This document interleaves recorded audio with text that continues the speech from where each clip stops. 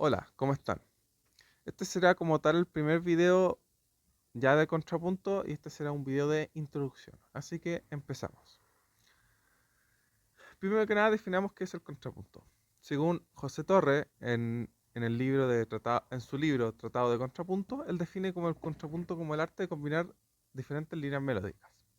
Ahora, teniendo también en consideración una, una línea melódica, o mejor dicho, una melodía en sí, que signifique que esa melodía tiene una personalidad individual, sonora, independiente, o sea que no dependa de otra línea, que por sí sola ya funcione. Y el contrapunto lo que nos permite es tener la capacidad y la técnica de poder juxtaponer todas estas melodías entre sí. Ahora, dentro de la música occidental, por lo menos que la música que conozco, eh, toda música en sí es contrapuntística. Toda tiene, aunque sea un grado pequeño de contrapunto, aunque sea básico. El simple hecho ya de estar relacionando una melodía con un bajo, eso ya es contrapunto. Ahora, entendiendo también sobre eh, los tipos de contrapunto que pueden existir. Dentro de los tipos de contrapunto que podemos ver, yo defino dos grandes, considerando, por supuesto, no considerando de repente las formas de enseñanza particulares que puede tener cada profe o cosas así, y los estilos que se pueden dar. Yo definía primero el contrapunto vocal, que le hago relación al contrapunto modal o del Renacimiento como tal, y el contrapunto instrumental, que está más asociado ya del barroco para adelante. Y ya son técnicas más enfocadas a ese tipo de música. El contrapunto vocal sería este contrapunto que se utiliza en primero los modos eclesiásticos, se trabaja a través del motete, con texto por supuesto, también con trabajo de fuga, canon y con ornamentaciones más o menos limitadas y donde su enfoque es la utilización de modos y que no necesariamente cada línea melódica que se hace en el contrapunto no esté en el mismo modo como tal. Entonces crea como es más flotante ese contrapunto. Es el contrapunto vocal como tal. El contrapunto instrumental es el contrapunto que podríamos decir que ya desde Bach para adelante, o bueno, del barroco en general para adelante ya se puede considerar ese tipo de contrapunto, que es un contrapunto que se enfoca netamente en los instrumentos. Eso significa que tiene mayor complejidad melódica, mayor complejidad ornamental. Y este, al igual que el vocal, se trabajan también canon, fugas y motete no. Pero además se le agregan los criterios de forma clásico. Canciones, tema con variaciones, incluso sonatas se podría trabajar contrapunto en este ámbito. Así que esas serían las grandes diferencias o los tipos de contrapunto que podríamos encontrar. Por supuesto, quitando las excepciones de cómo lo puede enseñar un profesor o si se centra netamente en un estilo. ¿Ya? Ahora, entendiendo de cómo se organiza el contrapunto. Por lo general, el contrapunto se enseña a través de las especies, de cinco especies como tal. Donde las especies representan una complejidad del trabajo de la matriz que hacemos. Donde la primera especie es la especie más básica de contrapunto y la quinta especie ya es la combinación de todas las especies anteriores. Ahora, preguntarnos, ¿para qué nos sirve esta herramienta, esta técnica compositiva, este arte? El contrapunto primero para un compositor, el contrapunto esencial, porque el contrapunto representa en sí el ADN de la música occidental. No decir de las demás músicas, pero sí de la música occidental es el ADN como en sí. En el caso de los que no son compositores o no buscan eso, el contrapunto también es muy útil para el tema de los arreglos instrumentales, muy útil para hacer segundas melodías, adaptar melodías y cosas así. Como también de repente tener la capacidad de hacer de una melodía básica, hacerla más compleja o al revés, de una melodía compleja, hacerla más básica. Eso es muy útil de repente cuando uno está trabajando con alumnos y tienen que tocar algo, pero algunos no pueden y otros sí. Y ahí uno puede adaptar esa melodía, bajarla como de nivel, bajarle su dificultad, hacerla más simple y eso se hace a través del contrapunto. Estos serían como los principales usos que se le da al contrapunto, como también algunos como el análisis musical, que es muy importante entender cómo el compositor piensa el contrapunto dentro de los acordes de las armonías que da o de las diferentes melodías. Y esto lo vamos a ver más con detalle en algunas situaciones de cómo uno de repente puede pensar que está haciendo muchos acordes y al final no son muchos, es un simple acorde que nomás lo extiende contrapuntísticamente, ¿ya? Y como después veremos un poco relacionado el contrapunto con la armonía, porque aunque es algo de extrañar, antiguamente el contrapunto y la armonía no se consideraban dos materias separadas, se considera algo igual o áreas de la misma cosa. Y es interesante siempre estar abordando el contrapunto también pensando en criterios armónicos y no como separarlos, no como, no, esta es armonía y esto es contrapunto, no. Siempre considerarlos como dos caras de la misma moneda y no como dos cosas independientes. Así que este será el video de introducción del contrapunto y ya el próximo video empezaremos ya con la teoría de sí del contrapunto instrumental, que es el contrapunto que más me especializo. Así que eso, chao, chao. Hola, buenos días. En el video de hoy trataremos las primeras reglas del contrapunto instrumental, que son las reglas melódicas y las reglas de salto. Veremos primero las reglas melódicas. Antes que nada tenemos que entender que dentro del contrapunto instrumental nosotros le asignamos números a cada nota de la tonalidad en que trabajamos.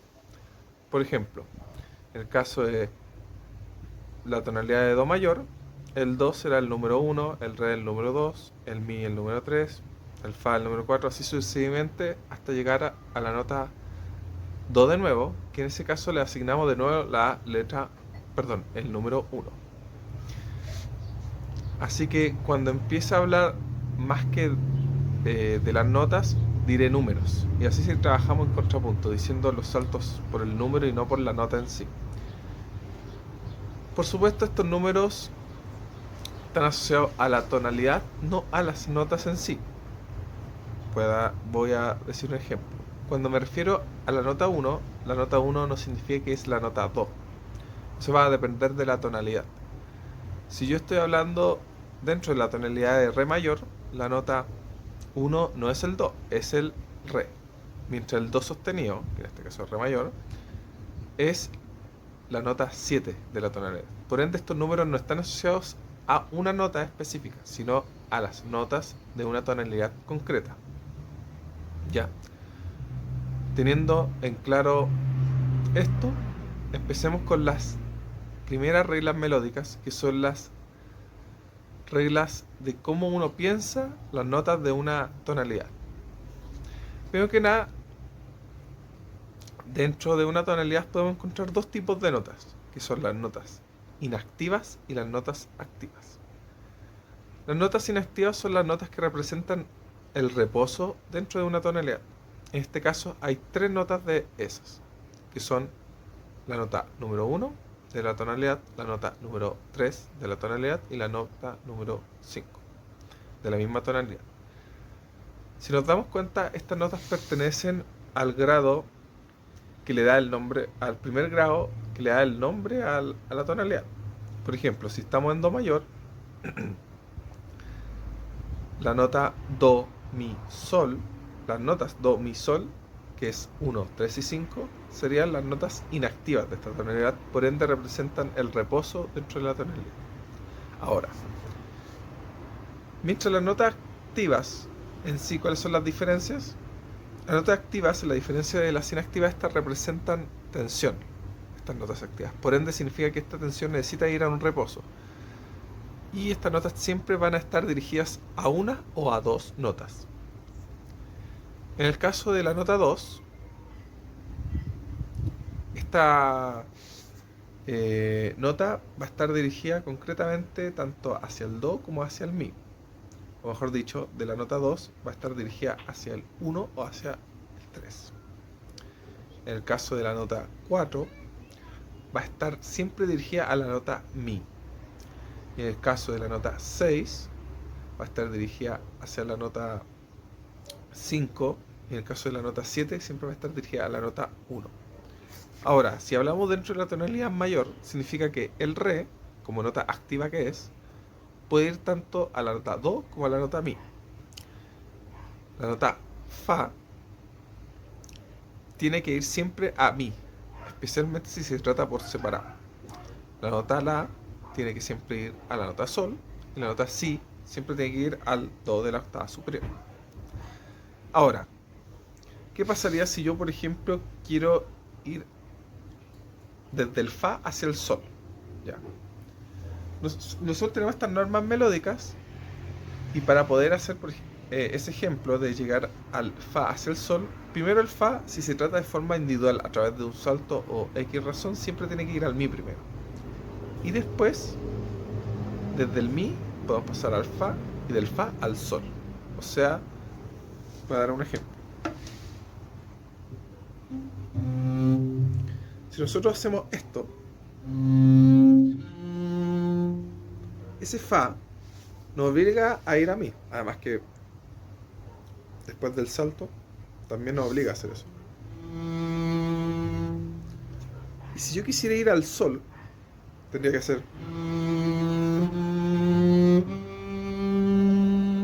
mi, fa, sol o 3, 4, 5. Ahora, supongamos que empezamos una frase con el fa. En este caso, el fa sí o sí tiene que ir al mi. Pero yo quiero ir al sol.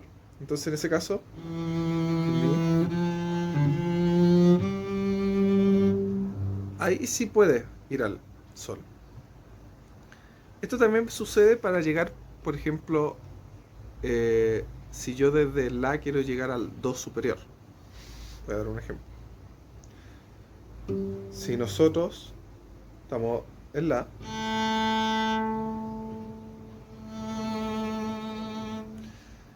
este la está obligado a ir a sol,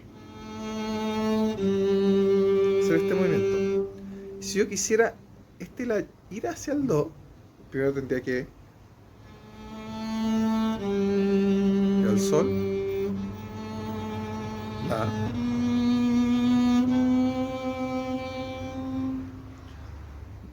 si yo empiezo la nota tratada de forma como separada, comenzando una frase, un antecedente, un consecuente, siempre tengo que ir al sol. Después,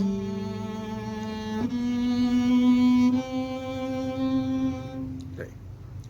Esto también pasa a la inversa. Si yo, por ejemplo, del si quisiera ir al la,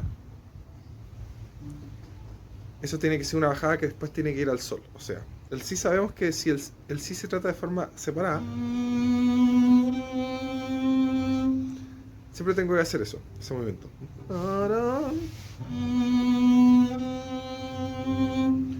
Y si yo quisiera este si ir hacia abajo, en ese caso tendría que empezar desde el do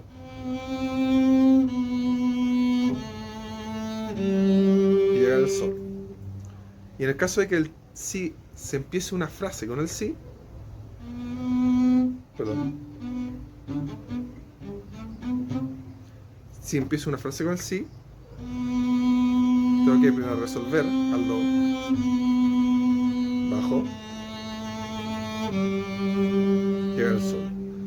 Un movimiento que sería malo sería este, que empiezo el si, resuelvo el do, llego al la y no llego al sol, me devuelvo. Ese sería un error melódico dentro de este contrapunto. Esas son las reglas como tal básicas del contrapunto. Bueno, y en el caso del ejemplo del re, que es el más fácil porque este tiene las posibilidades tanto de irse hacia el mi como hacia el do.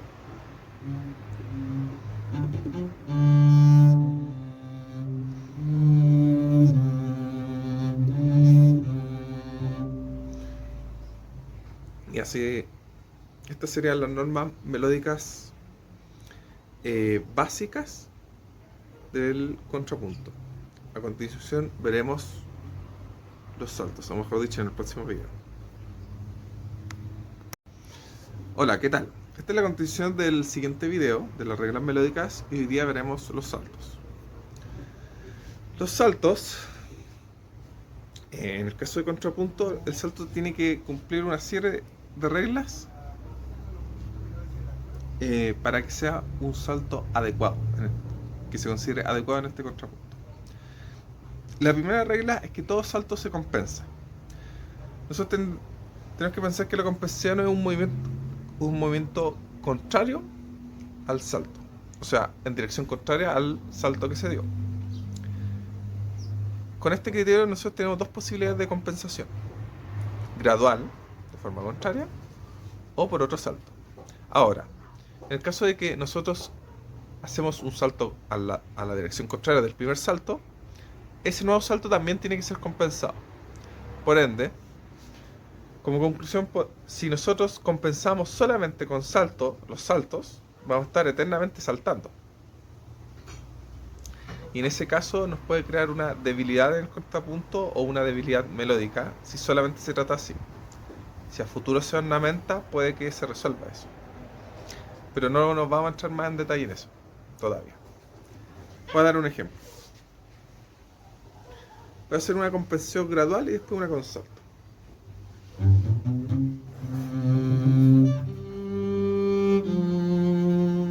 ¿Qué estoy haciendo? Do, sol, fa. Ahí estoy haciendo una compensación gradual. Ahora, como sabemos de las reglas melódicas, después de hacer este movimiento, la nota 4 tiene que ir a 3, o sea, el fa tiene que ir a mi. Estamos obligados a hacer esto. No tenemos más opción. O hacer otro salto. Y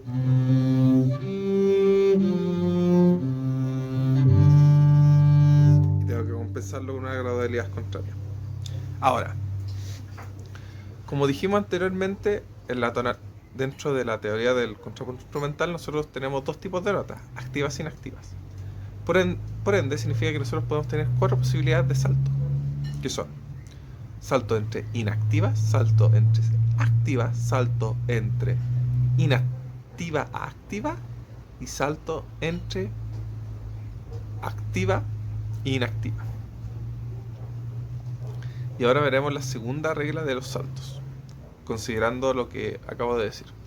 La segunda regla de los saltos es que la compensación del salto no debe contradecir una regla melódica. ¿Ya? ¿Qué significa esto? Si yo genero un salto con una nota X hacia otra nota y la compensación me dice que tenga que ir a esa dirección, pero la regla melódica me dice la otra dirección, ese salto está inadecuado y por ende es un mal salto. Voy a dar un ejemplo de qué sería un salto inadecuado. Do. Por ejemplo, ahí yo hice do, fa, sol, compensé el salto. En ese sentido está cumpliendo la primera regla. Pero las reglas melódicas me dicen que el fa tiene que ir a mi, si se trata de forma individual. Así que... Y ahí ya se contradice y eso sería un error. Una forma de resolver este tipo de saltos sería simplemente no haciendo con el do de superior, sino con el do de abajo. Ahí ningún atado. Otra regla es que los saltos no pueden ser de octava ni superar la octava. O sea, no puedo hacer esto.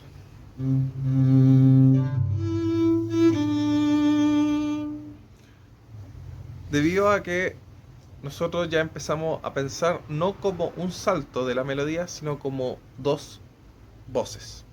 Eso es una técnica que se usa mucho en las obras que son para instrumentos solistas y que no son armónicos. Por ejemplo, en el caso del violonchelo con la suite de Bach o algunas sonatas de violín que son solas. Bueno, hay muchas obras de ese tipo. Así que eso. Ahora veremos los casos específicos que nombré antes.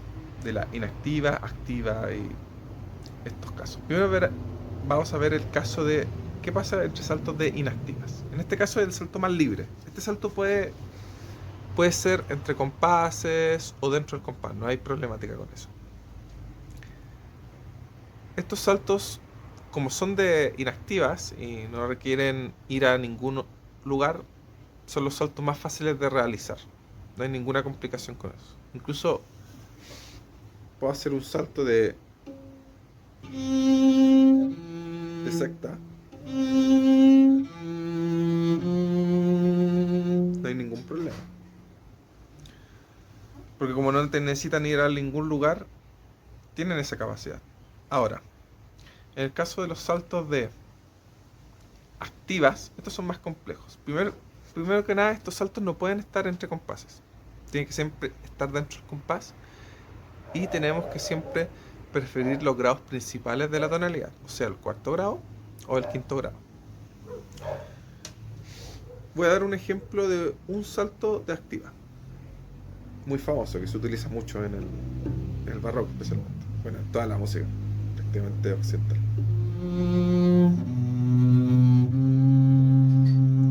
Un salto de quinto grado en este caso. Fa, si, do. Ahora, ¿qué pasa en el caso de inactiva a activa? Estos sí se pueden realizar entre compases, no hay ningún problema. Pero tenemos que siempre considerar que al saltar hacia una activa, nos vemos en la obligación de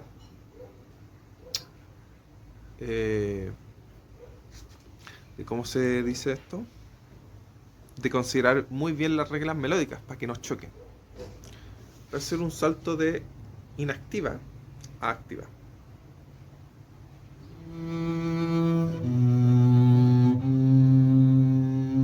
Mi, si, do. Ahí sí hay una buena realización de un salto de inactiva a activa. Y este puede ser también entre compases o diferente.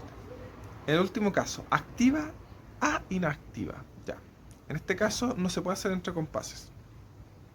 Y tenemos que siempre seguir las reglas melódicas y que no choquen. Esto es un poco más fácil de realizar, aunque no se puede hacer entre compases, porque a ir a una inactiva, esta no necesita moverse. Y no hay una problemática como tal de, tengo que cumplir esta regla. Ahora, saltos que sí o sí tenemos que evitar intervalicamente como tal, dentro de este contrapunto el tritono es muy preferible. No hay que evitarlo, al contrario, hay que usarlo. Ahora, un salto que sí o sí es un error dentro de la interválica podríamos decir las séptimas.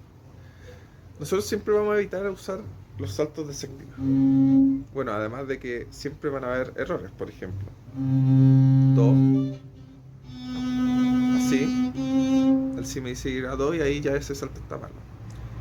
Pesquemos otro intervalo, de re a do.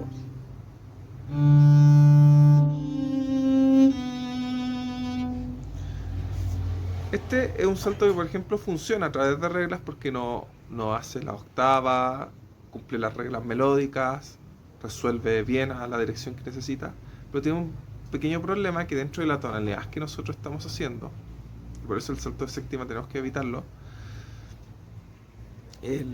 la problemática es que el re y el do no pertenecería a un acorde de quinto grado con séptima de la tonalidad de do mayor, al contrario, se utilizaría para uno de sol mayor.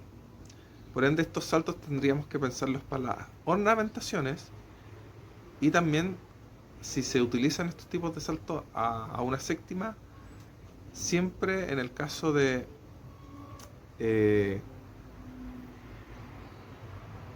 con el fin de modular. Si quisiera modular podría ser un salto de ese tipo, pero generalmente cuando trabajamos en una primera especie o cosas así, evitamos todos estos tipos de saltos con séptima. Así que ese intervalo queda prohibido como tal. Todos los demás intervalos funcionan, incluso si uno genera algunos ámbitos cromáticos. Por ejemplo, un intercambio modal del sexto grado, que sería por ejemplo si estamos con do, la bemol, sol.